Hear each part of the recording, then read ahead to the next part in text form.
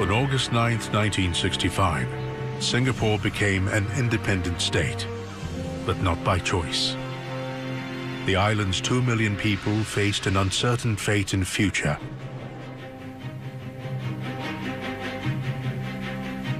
Uncertainty that weighed heavily on one man.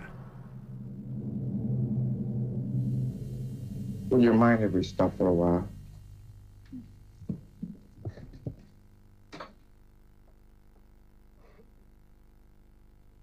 My memory is that on the 9th of August, sometime during the course of the morning, he asked me to come over, and I had heard the previous evening that the structure was going to collapse.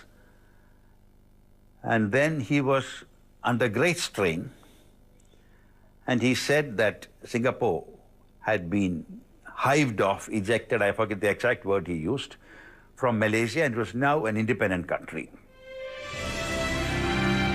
Left with no hinterland and hardly a domestic market to speak of, Singapore's only option was for its leaders to fight hard for its survival. I have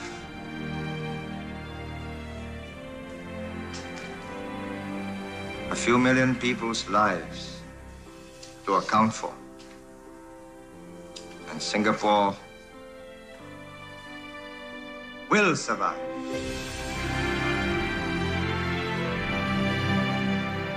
As daunting as the task must have seemed, Lee set his sights on building a country of the future and never veered from that vision.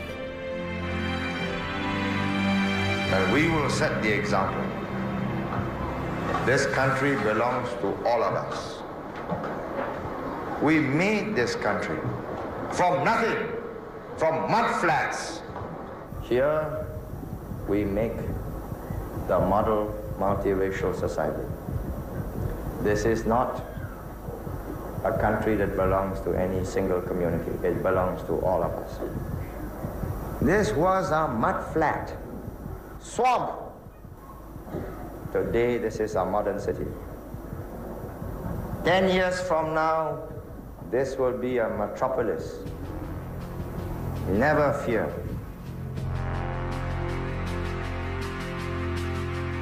But it wasn't easy. Lee and his team soon had another crisis to deal with. In 1968, out of the blue, Britain announced its intention to withdraw its troops from Singapore. Lee now had to confront the prospect of a country without its own security forces, and thousands of workers retrenched from the British bases, joining the already large numbers of unemployed.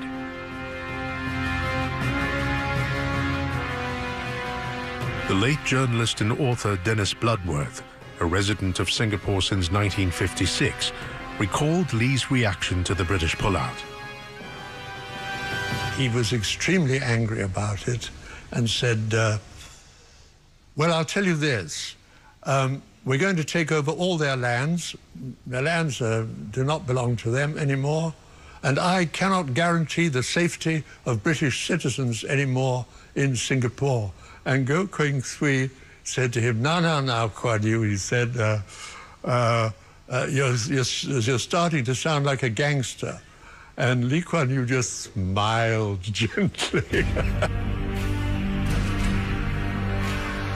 Lee's good ties with British leaders led them to extend their departure to the end of 1971. With these military bases contributing 20% of the economy and providing jobs for 70,000 people, this softened the blow to Singapore's economy.